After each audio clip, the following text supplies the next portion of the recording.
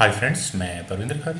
Friends, आज की हमारी गेम 1964 की यूएस चैम्पियनशिप की है, जो कि न्यूयॉर्क में खेली गई थी। और यह मुकाबला था बॉबी फिशर का एंथनी सैदी से।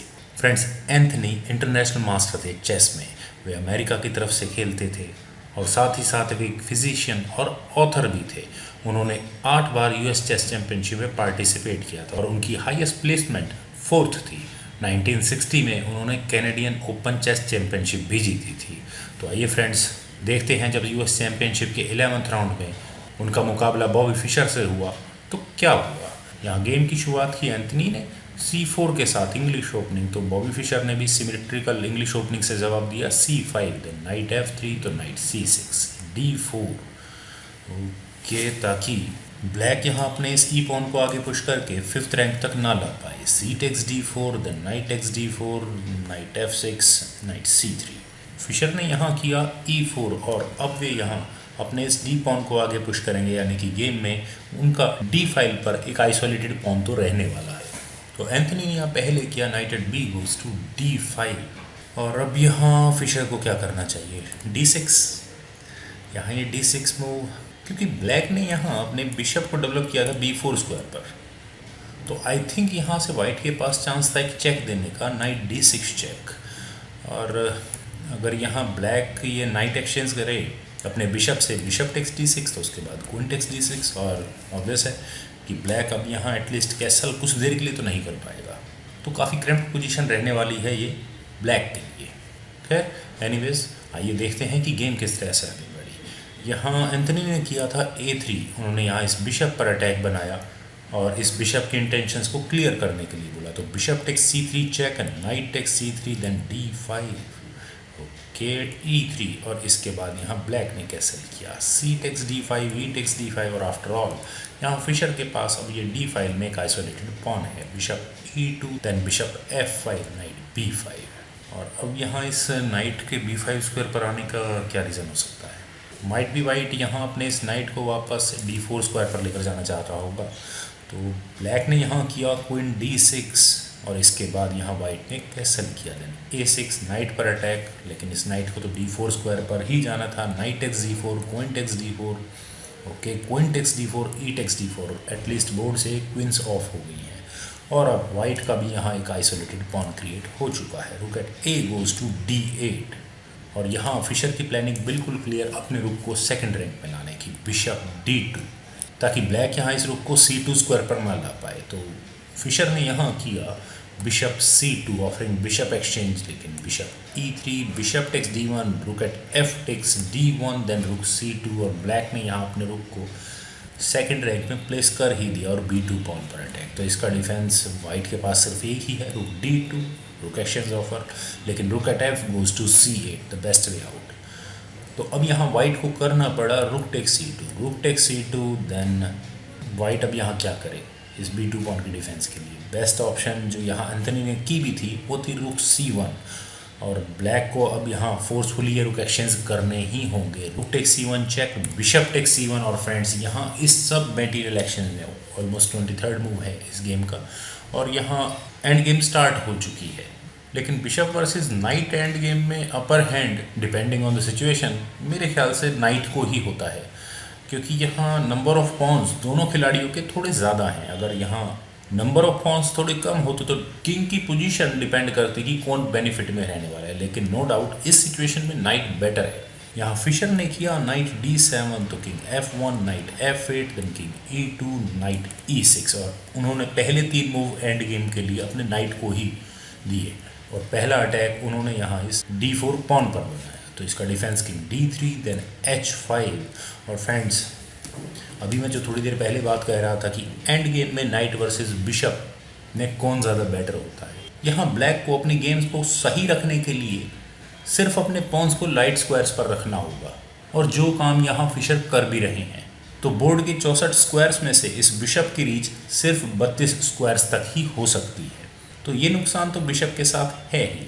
यहाँ एंथनी ने किया बिशप E3, तो किंग H7, ब्लैक ने अपने किंग को मूव करना शुरू किया, then F3, okay king G6, then A4, king F5। और फ्रेंड्स यही वो कारण था जब ब्लैक ने सबसे पहले अपने इस एच पॉन को आगे पुश किया, ताकि जब वो यहाँ अपने किंग को F5 स्क्वायर पर लाए तो वाइट यहाँ अपने इस जी पॉन को आगे पुश ना कर पाए। अब यहाँ वाइट को करना पड़ा king E2 then G5, okay king F2, knight D8, then bishop D2, king G6, king E3। और अब यहाँ ब्लैक की प्लानिंग बिल्कुल क्लियर कि वो अपने इस एफ पॉन को आगे पुश करके ज़्यादा से ज़्यादा स्पेस गेन करेंगे। तो knight F6, then king D3, king F5, then bishop E3, F6, king E2, king G6, king D3, then F5। और आई थिंक यहाँ वाइट को अपने इस जी पॉन को आगे पुश करने के ऑप्शन को ज़रूर कंसिडर कर लेना चाहिए था, क्योंकि ब्लैक का अगला ऑब्वियस मूव इस एफ पॉन को आगे पुश करने का ही है। तो king E2, then F4, bishop पर अटैक, तो ये बिशप वाइट को हटाना होगा, bishop F2, then knight G7।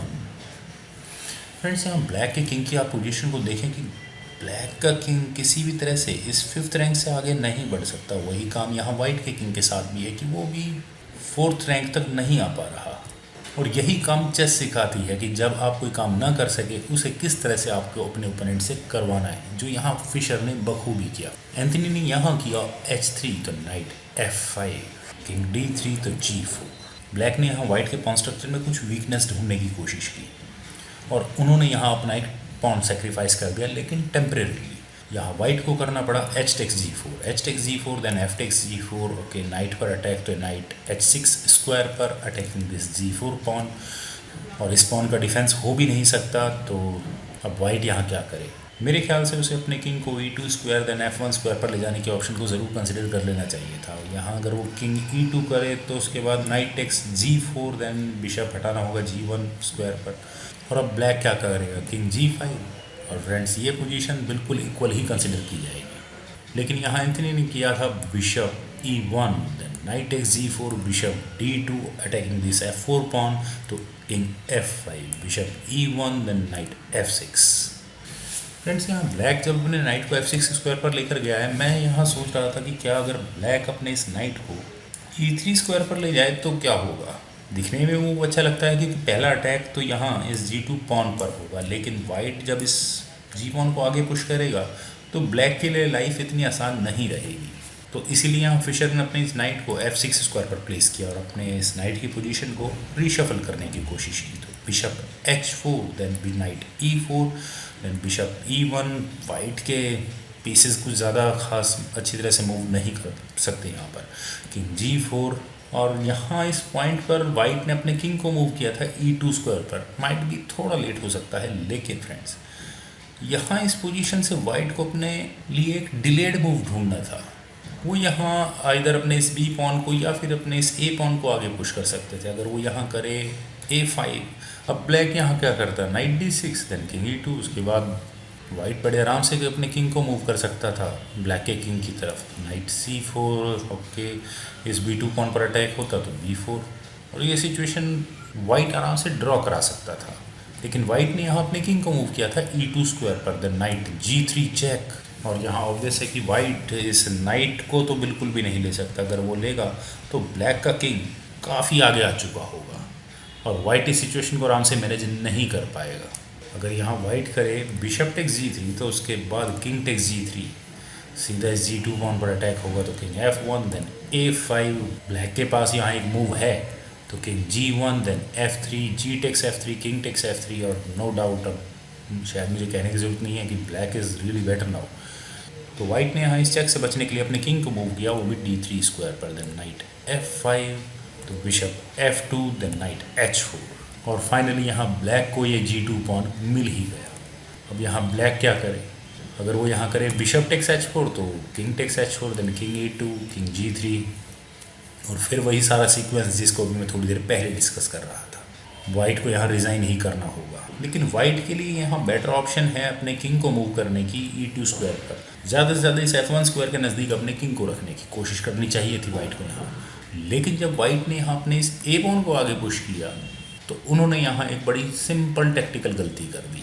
सबसे पहले तो ब्लैक को यहाँ एक एक्स्ट्रा पॉन मिला, नाइट टेक्स G2, और अब वाइट अगर अपने इस किंग को भी आगे मूव करे E2 स्क्वायर पर सपोज, तो उसके बाद F3 चेक, और आई डोंट थिंक ये गेम बहुत ज़्यादा देर तक चलने वाली होगी। एंथनी ने यहाँ किया किंग C3, और अब आखिर फिशर को चाहिए ही क्या, किंग F3, बिशप को अब हटाना ही होगा, तो bishop G1, then king E2, bishop H2, F3 pawn पर attack but no use, F3, then bishop G3, लेकिन फाइनल मूव फ्रॉम फिशर, उन्होंने यहाँ किया नाइट E3, और यहाँ इस मूव के बाद एंथनी ने रिज़ाइन कर दिया, क्योंकि फ्रेंड्स अब इस नाइट का अगला डेस्टिनेशन यहाँ F5 पॉन होने वाला है, और उसके बाद ये वाइट का बिशप आखिर कहाँ जाएगा, कोई ख़ास जगह नहीं होगी।